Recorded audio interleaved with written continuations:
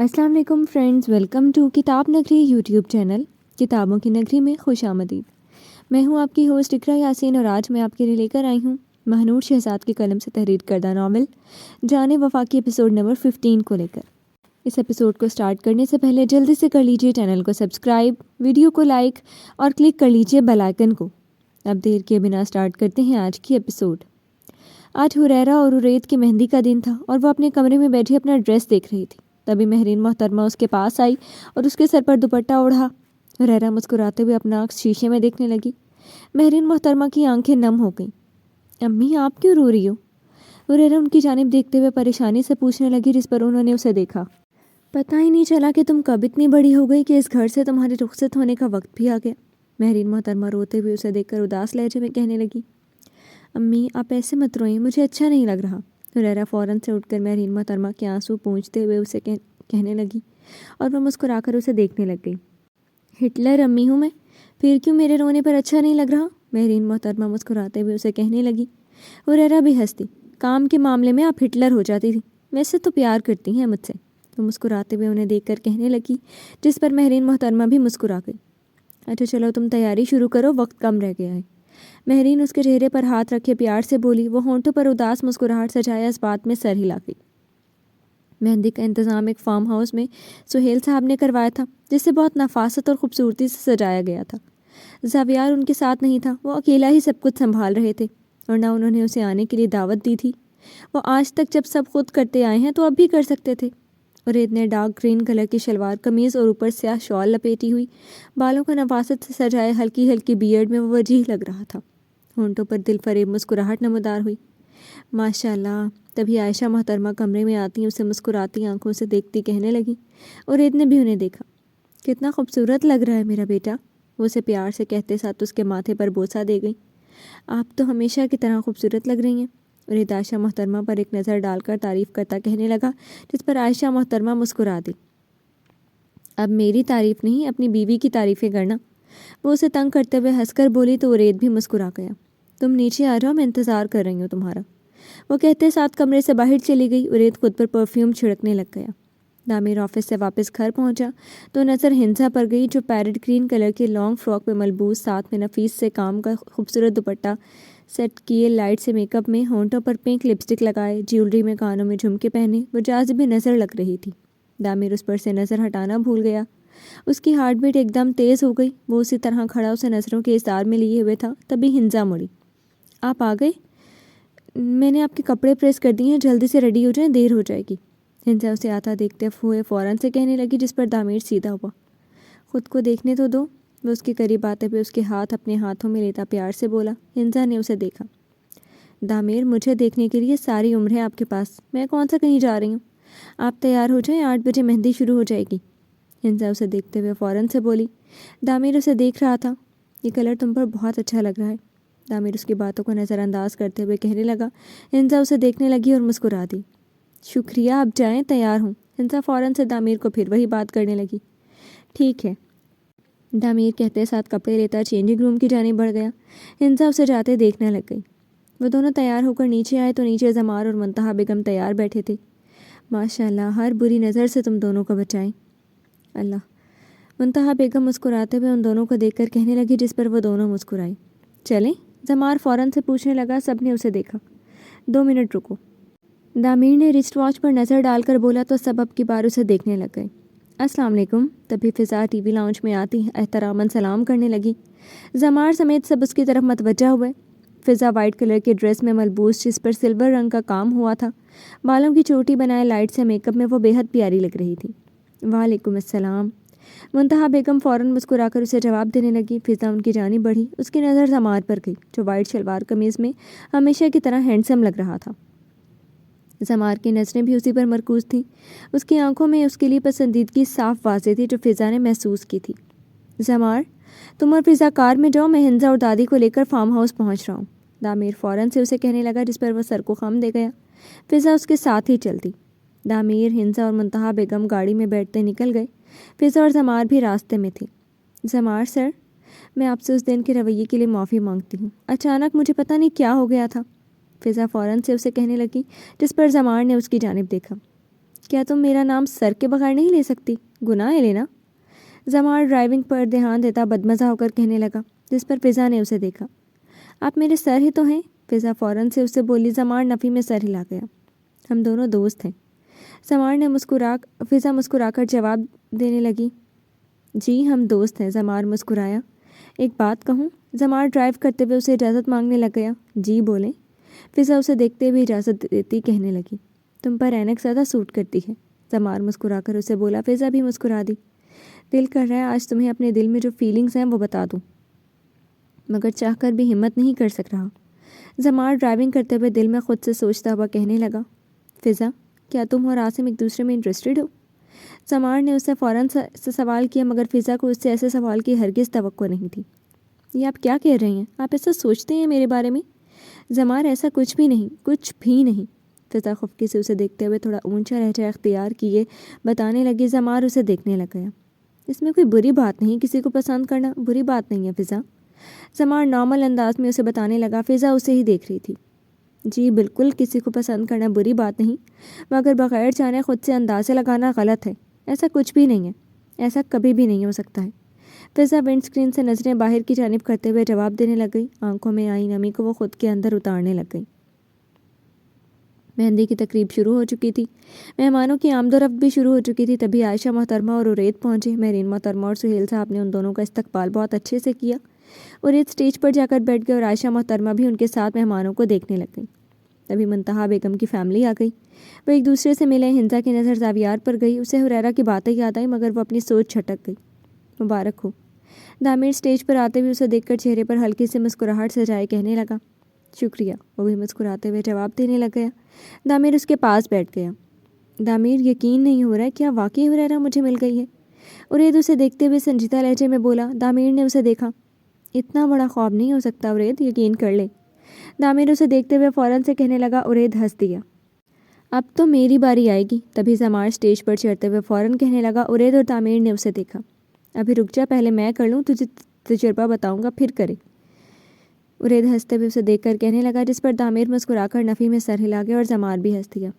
بھائی تجربہ جیسا بھی ہوگا میں تو کروں گا، زمار کندھے اچکا کر کہتے ساتھ عرید کی دوسری طرف بیٹھ گیا۔ کیمرہ مین ان تینوں کی تصویریں لینے لگ گیا۔ وہ تصویریں لے رہے تھے۔ دامیر کی نظر حنزہ پر گئی جو زاویار سے بات کر رہی تھی۔ اس کے ماتھے پر شکنیں ابھریں۔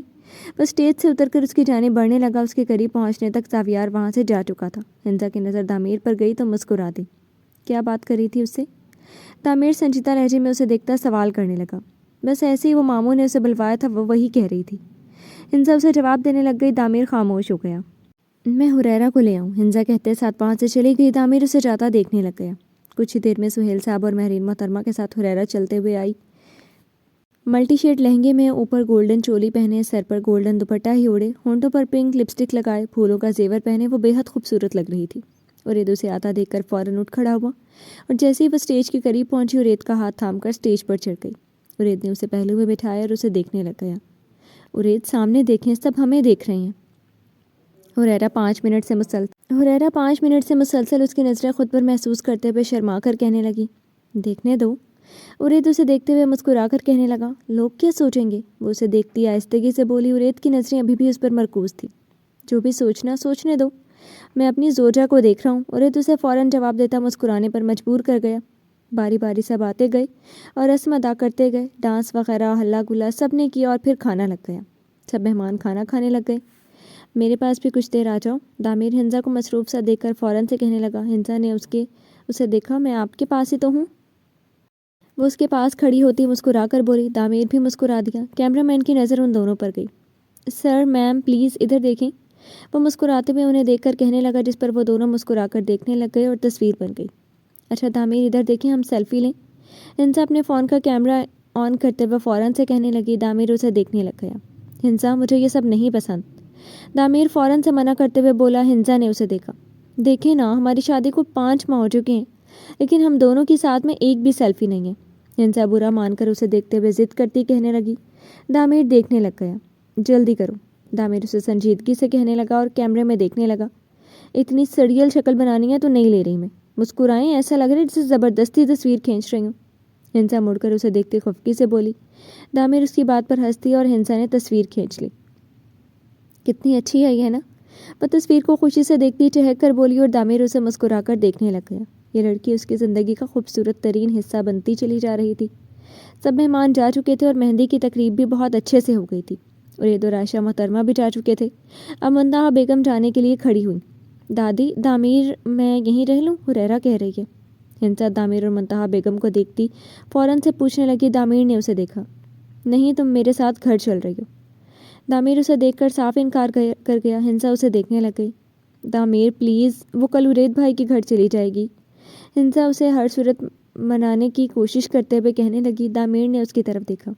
ہنسا، میں انکار کر چکا ہوں، چپ چاپ ساتھ چلو۔ دامیر کے کہتے ساتھ گاڑی کی طرف بڑھ گیا اور ہنسا مایوسی سے مہرین محترمہ، سہیل صاحب اور حریرہ سے ملتی گاڑی میں آ کر بیٹھ گئی۔ پورا راستہ خاموشی سے طے ہوا تھا۔ گھر آتے ہی ہنسا اور دامیر سیدھا روم میں چلے گئے اور ہنسا چینج کرنے کے لیے وارڈروب سے کپڑے نکالتی چینجنگ روم کی جانب بڑھ گئی۔ دامیر جان چکا تھا کہ وہ ناراض ہو گئی ہے، مگر وہ اسے منا لے گا، یہ اسے یقین ہے۔ وہ چینج کر کے کمرے میں آئی تو دامیر بھی بیڈ پر لیٹا نظر آیا۔ وہ اس جانب بڑھ کر خاموشی سے بیڈ پر لیٹی دوسری طرف کروٹ لیتی آنکھیں بند کر کے سونے لگی۔ ہنسا، دامیر نرم لہجے میں اسے پکارنے لگا۔ ہنسا نے سن کر انسنا کر دیا۔ ہنسا سنو، دامیر نے پھر سے اسے مخاطب کیا۔ مجھے نہیں سننی آپ کی بات، ہنسا لہجے میں خفگی جتلاتی اسے کہنے لگی۔ دامیر نے اس کی کلائی کو تھام کر گرفت مضبوط حائل کی اور اسے اپنی جانب کھینچا۔ وہ ننھی اور نازک جان اس کی جانب فوراً آ گئی۔ دامیر نے اسے فوراً اپنے حصار میں لیا۔ پیچھے ہوں، آپ گندے ہیں، ہنسا اس کی قید سے نکلنے کی صحیح کرتی ہوئی خفا سی بولی۔ دامیر نے اس کی پیشانی پر لب رکھا۔ مت چھوئیں مجھے، آپ بہت زیادہ گندے ہیں۔ ہنسا ناراضگی برقرار رکھتے ہوئے اس کی باہوں میں قید ہوئے بولی۔ اگر تمہیں اپنے پاس اپنے قریب محسوس کرنے سے میں گندا ہوں تو مجھے کوئی اعتراض نہیں۔ دامیر گھمبیر لہجے میں اسے کہتے ساتھ اس کے بالوں میں انگلیاں پھیرنے لگ گیا۔ جب دیکھیں تب غصہ کرنا، سڑو اکڑو۔ وہ منہ بسورے اسے لقب دیتی دامیر کو بے حد کیوٹ لگی۔ آنکھوں کو تمہاری عادت سی ہو گئی ہے ہنسا، تم نہیں دیکھتی تو شکایت ہوتی ہے۔ میرے احساس کو سمجھنے کی کوشش کرو، تمہارے لیے حریرہ اہم ہے، میں نہیں۔ دامیر ہنسا پر نظریں مرکوز کیے جذبات بھرے لہجے میں بولا۔ ہنسا نے اسے دیکھا۔